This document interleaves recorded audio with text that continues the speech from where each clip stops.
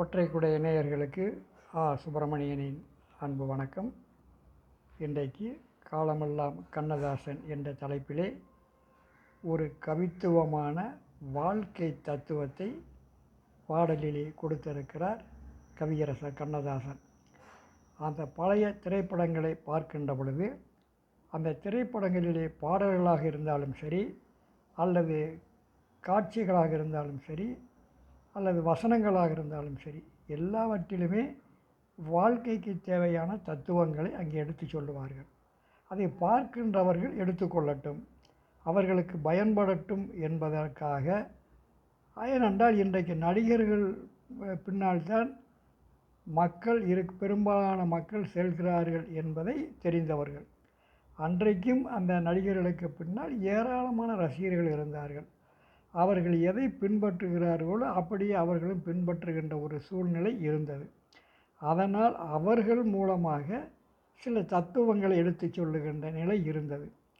இன்றைக்கு சொல்லப்போகின்ற இந்த பாடலிலே மனித வாழ்வையும் இயற்கையையும் இணைத்து கவிஞர் எழுதிய ஒரு அழகான பாடல்.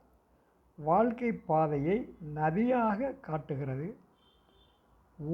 அதிலே ஓடுகின்ற ஓடம் நமது வாழ்க்கையாகவும், வாழ்க்கையை அமைதியாக செல்லும்போது மகிழ்ச்சியாக இருக்கும். ஓடமும் அமைதியாக அந்த கடலிலே போகின்ற பொழுது பயணம் சிறப்பாக இருக்கும். ஆனால் அந்த ஓடம் ஆடத் தொடங்குகின்ற பொழுது நமக்கே பயம் வந்துவிடும், ஏதாவது விபத்து வந்து விடுமோ என்று. விபத்தும் சில நேரங்களில் நேர்ந்து விடலாம். அதுபோல் நதி அமைதியாக இருக்கும் வரை தான் படகில் பயணம் சீராக இருக்கும். இயற்கை சீற்றத்தால் வெள்ளம், காற்று, மழை, இடி இப்படி வருகின்ற போது படகு நிலை தடுமாறும். ஆக அந்த நேரத்திலே படகை அங்கே எடுக்கக்கூடாது என்பதுதான் ஒரு சரியான நிலை. அது கரையிலே ஒதுங்கிவிட்டால் அது படகுக்கு எந்த விதமான சேதமும் ஏற்படாது. ஆக அதுபோலத்தான் மனித வாழ்க்கையும் என்பதை எடுத்து கூறுவதாக. இன்பமும் துன்பமும் பல நேரங்களிலே மாறி மாறி வரக்கூடியது தான். இயற்கையும் மாறுதலுக்கு உட்பட்டது தான். வெயிலும் மழையும் மாறி மாறி வந்து கொண்டிருக்கும். அதுபோல் வாழ்க்கையில் இன்பமும் துன்பமும் வந்து கொண்டே இருக்கும். அதை எப்படி எடுத்துக்கொள்ளுகிறோமோ அப்படித்தான் வாழ்க்கை சீராக இருக்கும், செல்லும் என்பதுதான் அந்த தத்துவத்தினுடைய அடையாளமாக சொல்லுகிறது. அதாவது இடியும் மழையும் போல எத்தனை சோதனைகள் வாழ்க்கையிலே வந்தாலும் அதை கலங்காமல் எதிர்கொள்ள வேண்டும்.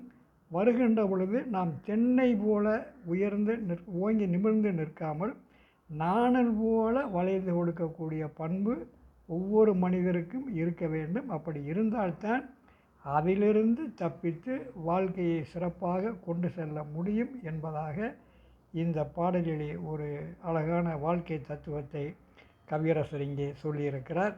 இப்போது அந்த பாடலை பார்ப்போம். ஆண்டவன் கட்டளை என்ற திரைப்படத்திலே ஒரு அழகான பாடல். அந்த பாடல் காட்சியிலே சிவாஜியும் தேவிகாவும் தோன்றுவார்கள். அந்த ஓடத்திலே போகின்றது போல ஒரு பாடல். அமைதியான நதியினிலே ஓடும் ஓடம் அளவில்லாத வெள்ளம் வந்தாளாடும். அமைதியான நதியினிலே ஓடும் ஓடம் அளவில்லாத வெள்ளம் வந்தாளாடும். காற்றினிலும் மழையினிலும் கலங்க வைக்கும் இடியினிலும், காற்றினிலும் மழையினிலும் கலங்க வைக்கும் இடியினிலும், கரையினிலே ஒதுங்கி நின்றால் வாழும். ஹோய் ஹோய். அமைதியான நதியினிலே ஓடும் ஓடம் அளவில்லாத வெள்ளம் வந்தால் வாடும். தென்னை இளங்கீற்றினிலே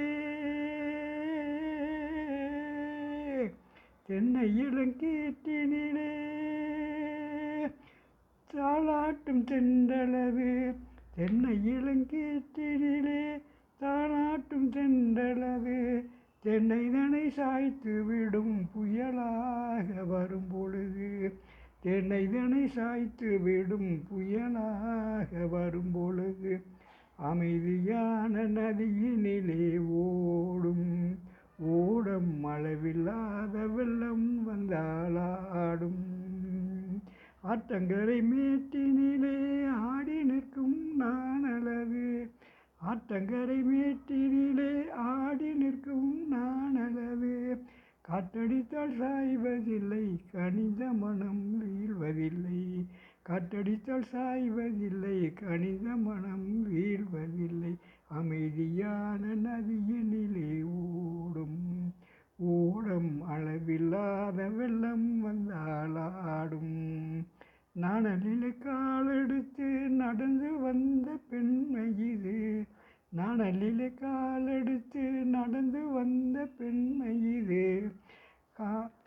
பெண் தென்றல் நாணமெனும் தென்றலிலே தொட்டில் கட்டும் மென்மை இது நாணமெனும் தென்றலிலே தொட்டில் கட்டும் மென்மை இது அழகு அமைதியான நதியினிலே ஓடும் ஓடம் அளவில்லாத வெள்ளம் வந்தாலாடும் அந்தியில் மயங்கி விடும் காலையில் தெளிந்து விடும் அந்தியில் மயங்கி விடும் காலையில் தெளிந்து விடும் அன்பு மொழி கேட்டு விட்டால் துன்ப நிலை மாறிவிடும் அன்பு மொழி கேட்டு விட்டால் துன்ப நிலை மாறிவிடும் அமைதியான நதியினிலே ஓடம் ஓடம் அளவில்லாத வெள்ளம் வந்தாலாடும் என்ற ஒரு அழகான பாடலை தத்துவ பாடலை கவியரசர் கண்ணதாசர் கொடுத்திருக்கிறார்.